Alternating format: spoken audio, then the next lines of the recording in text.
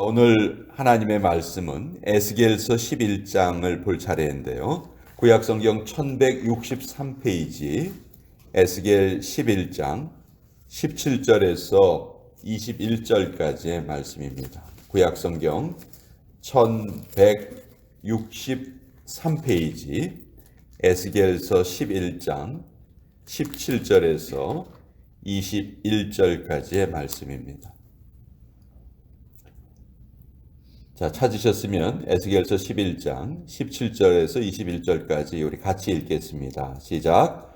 너는 또 말하기를 주 여호와의 말씀에 내가 너희를 만민 가운데에서 모으며 너희를 흩은 여러 나라 가운데에서 모아내고 이스라엘 땅을 너희에게 주리라 하셨다 하라. 그들이 그리로 가서 그 가운데의 모든 미운 물건과 모든 가증한 것을 제거하여 버릴지라.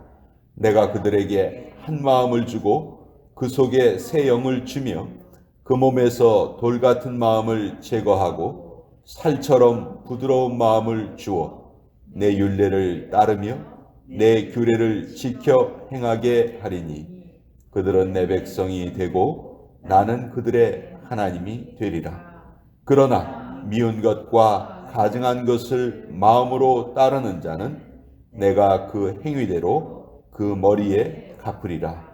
나 주 여호와의 말이니라. 하나님의 말씀입니다. 아멘. 자, 에스겔서 예레미야와 에스겔은 동시대에 활동했던 선지자예요. 그런데 예레미야는 남유다가 망할 즈음에 계속 예루살렘에 머물러 있었어요. 반면에 이 에스겔은 나라가 망하기 직전에 바벨론의 포로로 끌려갑니다. 그래서 끌려간 포로 가운데에서 하나님께서 에스겔을 선지자로 택하셔서 에스겔을 통해서 그들에게 말씀을 전하시는 거예요. 이 에스겔이란 말이 이름의 뜻이 뒤에 이제 엘자가 붙어 있죠. 엘은 하나님을 뜻하는 말이에요. 하나님은 강하시다 그런 뜻이에요. 에스겔. 그런데 역설적으로 이 에스겔서는 남유다가 가장 연약할 때, 국력으로 봐서는 가장 약할 때 기록된 성경이에요. 나라가 바벨론한테 망하기 직전이니까 얼마나 나라가 혼란스러웠겠어요. 가장 약할 때예요. 그런데 하나님은 그럼에도 불구하고 하나님은 강하시다라는 이름을 가진 에스겔을 선택하셔서 자신의 그 권능을 보여주세요. 그래서 이 에스겔서도 상당히 긴 성경인데 여러 단어가 반복해서 나오지만 권능이라는 말이 참 자주 반복돼서 나와요. 여호와의 권능, 여호와의 권능. 오늘 주시는 말씀은 특별히 여러분 생각해 보세요. 우리가 일본에게 나라를 빼앗긴 적이 있었죠. 그 시절에 우리가 만약 태어나서 살았다면 우리의 처지에 대해서 얼마나 비관하고 살았을까요? 태어나 보니까 나라가 분명히 존재는 하는데 국권이 없어요. 모든 권리를 다 일본에게 빼앗겨 버렸어요. 우리가 생산하는 거 일본이 다 빼앗아가 버려요. 자, 그런 시대에 우리가 살았다면 아마 태어난 시대를 원망하고 태어난 나라를 원망하고 정말 절망감 가운데 살았었을 거예요. 바벨론에 의해서 포로로 끌려간 이스라엘 백성들도 아마 똑같았을 겁니다. 왜 우리가 나라가 망했나? 우리는 하나님이 지켜주시는 민족인데 왜 우리가 망했을까? 이런 고민을 많이 했겠죠. 그 고민에 대한 대답을 하나님께서는 에스겔을 통해서 주시고 또 대답만 주시는 게 아니에요. 그들에게 새로운 소망을 주시는데 그것이 바로 오늘 우리가 읽은 말씀이에요. 17절에 너는 또 말하기를 주 여호와의 말씀에 내가 너희를 만민 가운데에서 모으며 너희를 흩은 여러 나라 가운데서 모아내고. 자, 지금 나라가 힘이 없으니까 바벨론의 포로로 끌려가고 그 나라에서 살지 못하니까 뭐 다른 나라로 또 옮겨가서 살고 막 이렇게 백성들이 흩어져 있는 이때에 하나님께서는 걱정하지 말아라. 내가 너희를 다시 모아낼 것이다.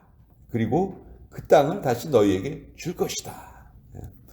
예레미야에게 선포한 말씀도 똑같죠. 너희가 비록 바벨론에 끌려가지만 70년 후에 내가 너희를 다시 회복시켜 줄 것이다.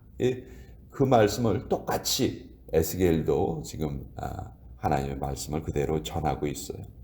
자, 이렇게 원래는 이렇게 나라가 전쟁에 져서 포로로 끌려가거나 아니면 다른 나라로 추방되거나 이런 사람들을 부르는 말이 있었어요. 그러니까 그런 제가 말씀을 잘못 드렸는데 포로로 끌려가거나 추방되거나 사람들이 그러죠. 그런데 그때 포로로 끌려가지도 않고 추방되지도 않고 이렇게 남아있는 사람들을 부르는 말이 있었어요. 그 말이 우리가 잘 알고 있는 성경에 나오는 남은 자라는 말이에요. 남은 자. 근데 이 남은 자라는 말이 원래는 그런 뜻이었는데 이 뜻이 점점 바뀌어서 어떻게 발전을 했냐면 어떤 상황에서도 굴복하지 않고 하나님을 신실하게 섬기는 자들, 그런 자들이라는 그런 의미로 남은 자들의 의미가 바뀐 거예요. 그래서 성경에서 이 남은 자 사상은 구원론의 아주 어떻게 보면 핵심이라고 할 수 있어요. 누가 하나님의 구원을 누릴 것인가? 남은 자들이 누린다. 남은 자들. 남은 자들은 누구냐? 어떤 상황에도 절망하지 않고 하나님을 신실하게 믿고 의지하는 자들이다. 하나님께서는 그 남은 자들을 잊지 않고 반드시 구해 주신다. 그것이 성경의 가장 핵심적인 사상이고 또 이 에스겔서의 핵심적인 사상인데 그래서 오늘 우리가 읽은 말씀도 딱 그 말씀이 그대로 반복되어 있는 거예요. 그런데 18절에 보면 아주 중요한 조건이 하나 있어요. 남은 자는 어떤 사람인가? 이스라엘 백성이라고 해서 모두가 다 구원받는 게 아니거든요. 이스라엘 백성들 중에서도 남은 자들만 구원을 받아요. 그럼 그 남은 자는 어떤 자들이냐? 18절에 그들이 그리로 가서 그 가운데 모든 미운 물건과 모든 가증한 것을 제거하여 버리시라. 하나님을 섬기는 데 방해되는 것들, 쉽게 말해서 우상을 섬긴다든지 이 세상을 따른다든지 하는 그런 마음을 다 제거해 버린 사람들, 열심히 그것을 마음속에서 제거하기 위해서 기도하고 성령님의 인도하심을 받는 자들, 바로 그들을 하나님께서는 남은 자라 부르시고 그들을 구원해 주시겠다. 그래서 19절에 보면 정말 은혜로운 말씀이 나오죠. 내가 그들에게 한 마음을 주고 그 속에 새 영을 주며 그 몸에서 돌 같은 마음을 제거하고 살처럼 부드러운 마음을 줄 것이다. 자, 우리 하나님을 잘 따르는 성도들의 특징은 뭐냐면요. 마음이, 그 영이 아주 부드러워요. 아주 소프트해요. 말랑말랑해서 하나님이 어떤 말씀을 주시면 그것이 탁 그 속에 박혀 들어가는 거예요. 반면에 성경에서 이 부드러운 마음의 반대말이 뭡니까? 굳은 마음, 굳은 목, 뻣뻣한 목.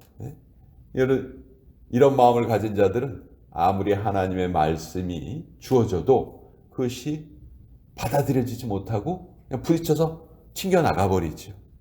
결국 그 학자들은 노화를 두 가지로 설명하더라고요. 첫째는 몸의 유연함이 없어지는 거. 우리 이제 나이가 들수록 옛날에는 뭐 몸도 이렇게 잘 구부려지고 막 그랬는데 이제 더 이상 안 그래요, 그렇죠? 이렇게 몸이 딱딱하게 굳어지는 것. 두 번째는 몸 속에 독소가 쌓이는 것. 이 두 가지가 노화라는 거예요. 그러니까 결국 노화를 방지하기 위해서는 어떻게 하면 돼요?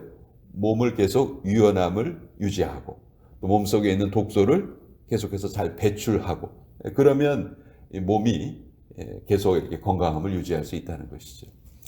영적으로도 똑같은 것 같아요. 영적으로 우리가 하나님의 말씀을 받을 때 정말 감사함으로 받고 그 말씀이 내 속에 탁 들어오게 받는다면 우리 마음이 부드럽다는 증거예요. 근데 어떤 때는 일로 왔다가 일로 나가고 아예 들어오지도 않고 튕겨 나가는 것 같은 그런 경우가 있어요. 그러면 내가 지금 마음이 돌처럼 굳어져 있구나. 우리 그것을 깨닫고 바로 주님 앞에 무릎 꿇어야 합니다. 저는 인생의 가장 큰 위험이 낭비라고 생각해요. 낭비. 대충 살지 뭐 그렇게 뭐 새벽에까지 나가서 기도하고 뭐 그래. 대충 살아. 여러분 이건 전 가장 큰 마귀의 속삭임이라고 생각해요. 정말 우리는 그런데 타협하면서 살면 안 돼요. 열정이 있는 삶을 우리가 그렇게 살지 못합니다.